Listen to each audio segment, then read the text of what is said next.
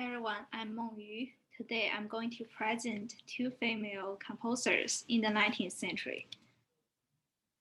The first person is Maria Szymanowska, who was born in 1789 in Warsaw. She is a notable female pianist at that time, and she started to gain her professional piano training at her young age. And she also gave concerts around Europe after she became famous, and her final years was in St. Petersburg, where she gave lessons to the students, and she also did some compositions here. She is an influential composer who was in the era before Chopin. Although she didn't have many famous compositions as Chopin's, but she played a very important role in the female composer stage and contributed to the development of Polish art sounds in the 19th century. Her compositions has included 100 music works, which has piano solo works and short pieces. Also, she wrote 20 accompaniment works. She has a lot of piano works for solo and other different instruments.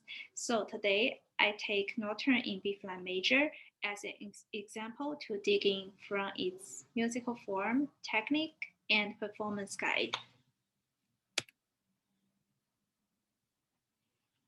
This piece was published in 1852. It's performed as a repertoire of salon music. Also, it is a very elegant and dedicated nocturne, which has some similarities to Chopin's. I will play the recording now.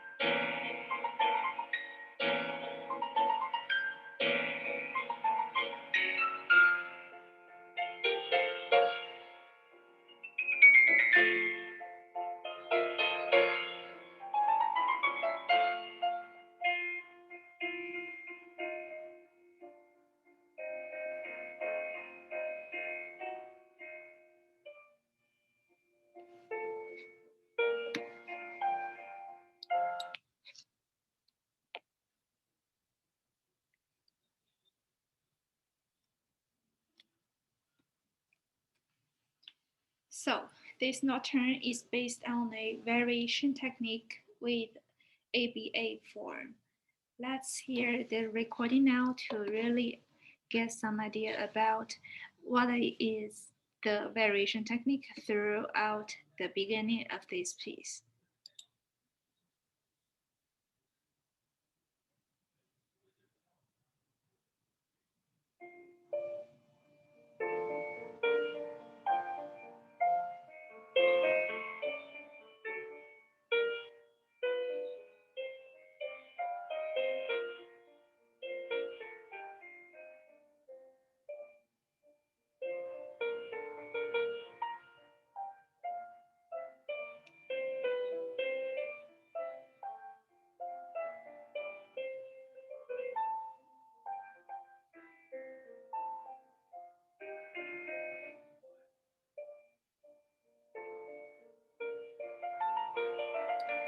So this is the first part of the variation technique entry.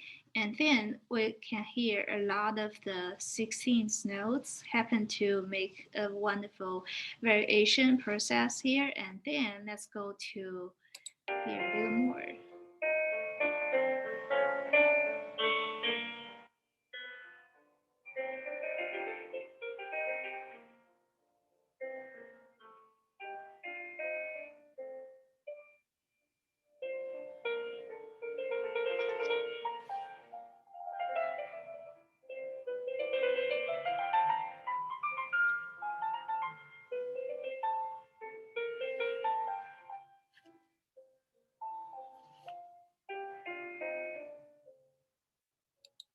Okay, and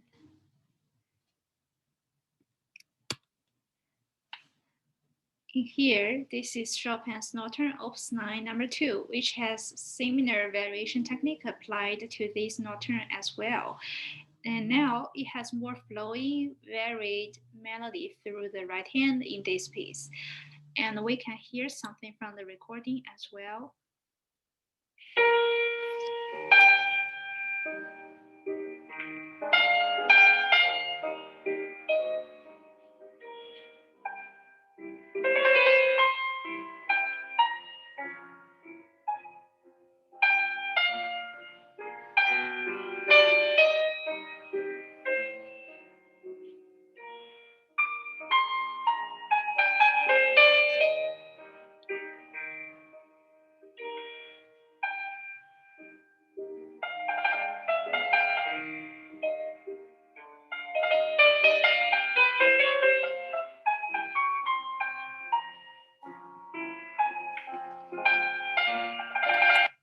So in here, we can hear a lot of the elements happens to more into the variation technique in here and also here.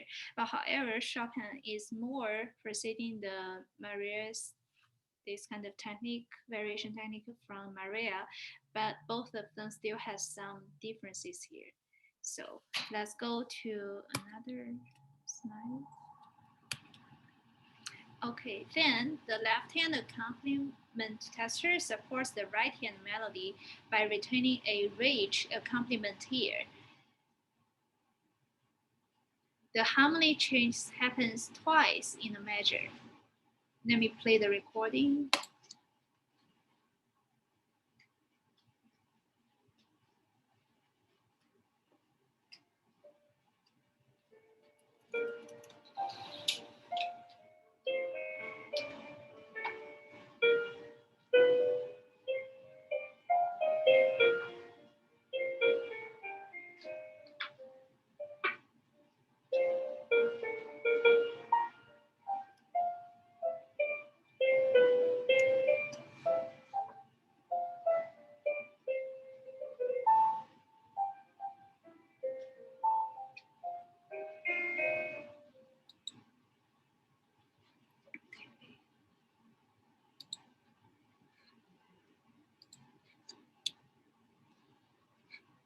The left-hand accompaniment tester also appears in the Chopin's Nocturne Opus 33 number 2.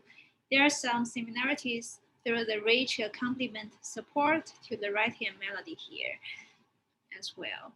Both of these two works reflects very dramatic romantic technique and with some classical conventions in the nocturne's compositions.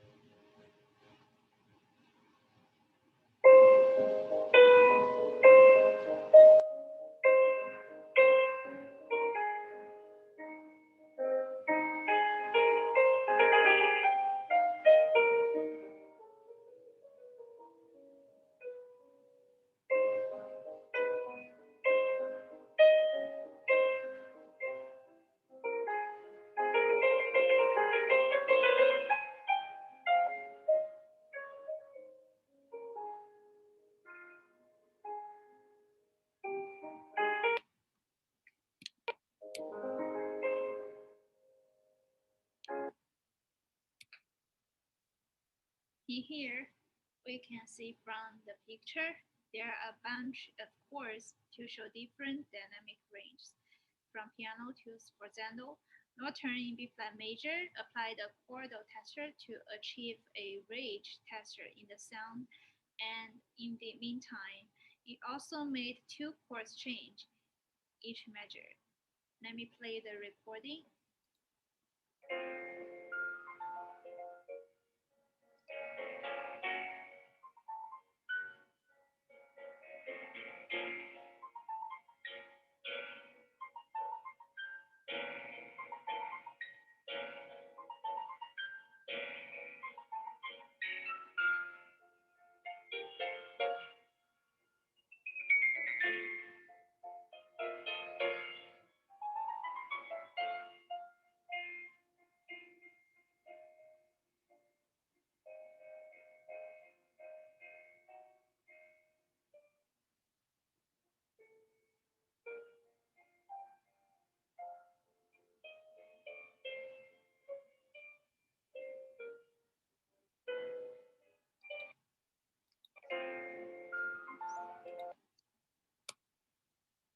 Okay, so it is similar to the Nocturne B flat major here in the perspective of this chordal texture throughout left and also right hand. And we also can see there are a lot of the dynamic happens to change here to make a rich sound effects here.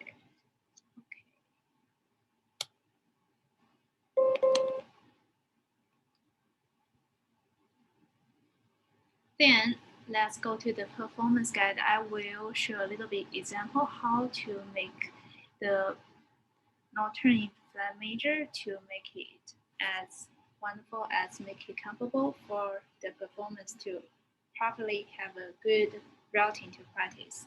So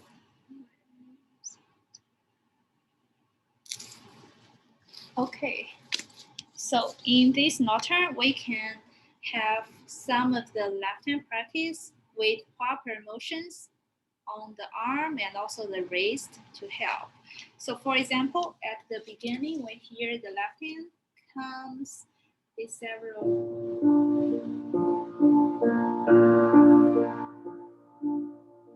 come with some of the big leaps between the left hand accompaniment.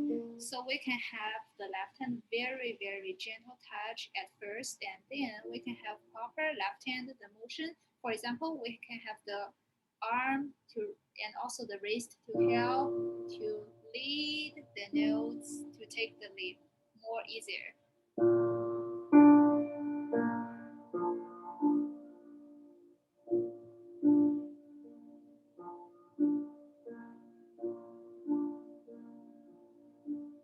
But more importantly is, first of all, this kind of motion is just a helper. It's not a from the point to start. So the point of we start to play we have to make sure we have the high accuracy of the note. So firstly, we need to find the notes at first, and then we have to make sure the fingers, the finger pad or fingertip, to start to properly get the notes, and then have the wrist and the things to help. And then the second thing I wanted to mention during the performance is about the balance between left and the right hand. So mostly in this Nocturne and also Chopin's Nocturne, we have left hand, this kind of triplets accompaniment texture here. So which means left hand is just giving atmosphere for the right hand support, right? So now I would say the left hand just make the finger more closer to the keys. Make a very gentle touch.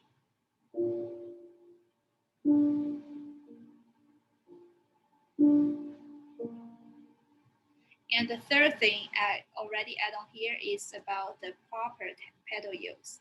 So the last one more thing is to drag and push the tempo to make some rubatos. Rubato is a very important is the kind of the art way for the romantic composer to make some different things in the Romantic period. And now, let's go to the next composer who is in here. Okay. So in here, this is the second female composer, Tekla Badaziuska-Baranowska. She was a Polish composer and a child prodigy who published her first piece in 1843. She wrote about 35 compositions for piano. The most famous one is A Maiden's Prayer, Opus 4. Let me play the recording for you.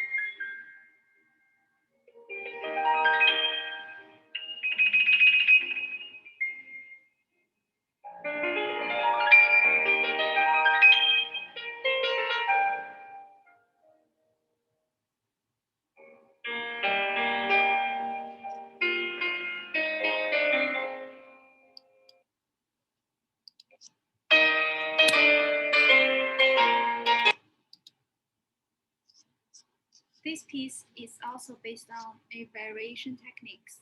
We can see a bit details in the score here. So, and then also here.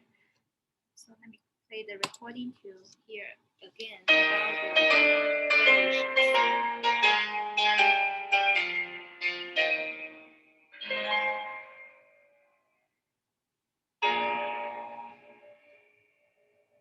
Okay, we just heard a introduction, what we don't have heard before, the nocturnes from Maria and also the nocturnes from Chopin. So in this piece, the composer applied a new manual to her composition, which is giving an introduction to this piece. And this is very, very famous after the early Romantic era. So most composers just giving a short introduction to start their piece to telling the beautiful melody and the stories around here.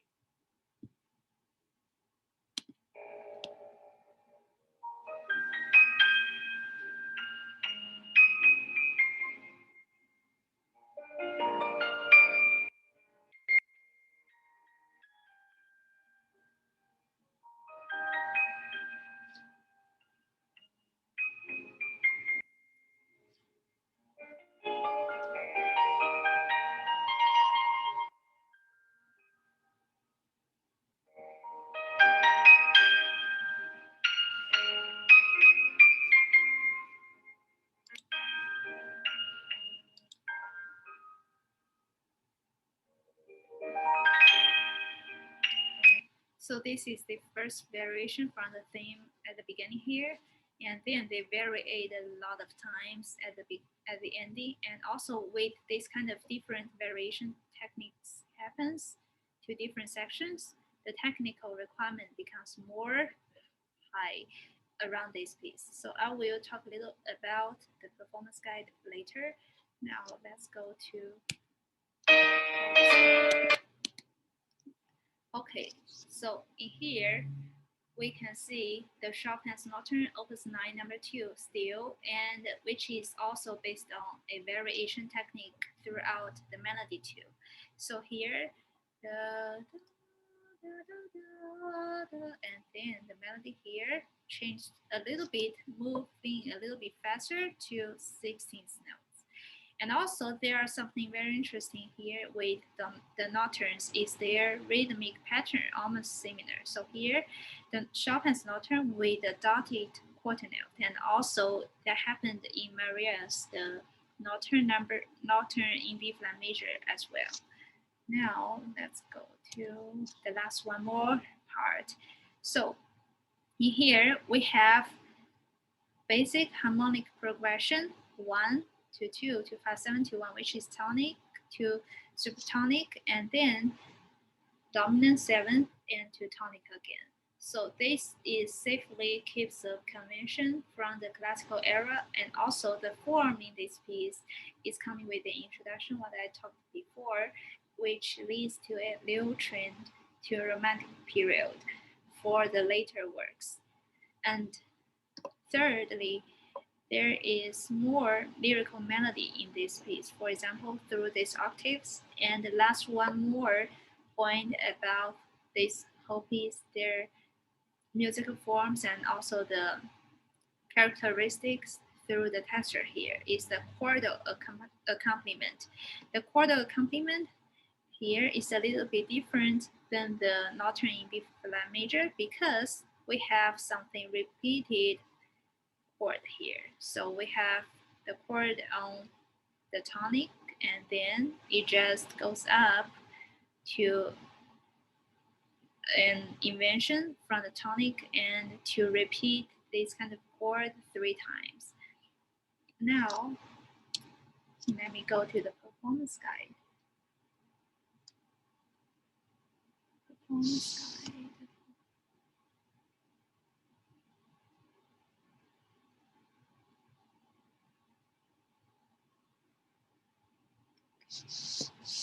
So in this piece, we have a lot of the octaves, which will make a technical challenge for us to play. For example, at the beginning, we have both hands very, very strong in a forte dynamic marking to support this kind of octaves. So that require performance with very flexible fingers and also relaxed arms. So before that, I would suggest to do a leap to here, and then a leap, balloon leap, and a non-lead on the keys to prepare that. And then I would suggest to just make the fingers still closely to the keys, which make it easier to approach to this kind of challenging octaves.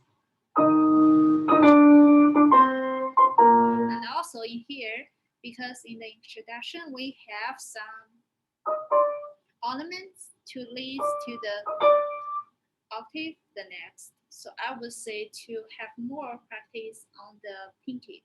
Mostly the octave, we will have to point out more about the pinky note. So I would say to practice more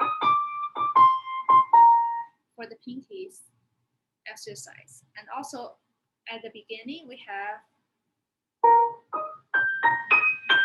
so that also comes with some articulations in legato. So that requires us to have properly use the wrist and arm motions to help to building up these kind of phrases. So how we can do for that, which is I would suggest still starting from the key very close to the key themselves, and then starting from the very soft touching, and also trying to have the upper arm to push a little bit also, I would say to think about more the direction of these octaves. So from a lower registration to a higher registration. And then think about your not only play these octaves, think about your having your hands, your arm to draw some beautiful lines throughout here.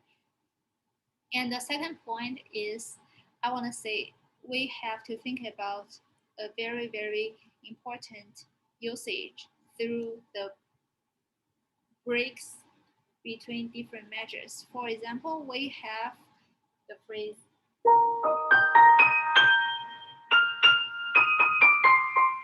and then we have to think about take a break here and then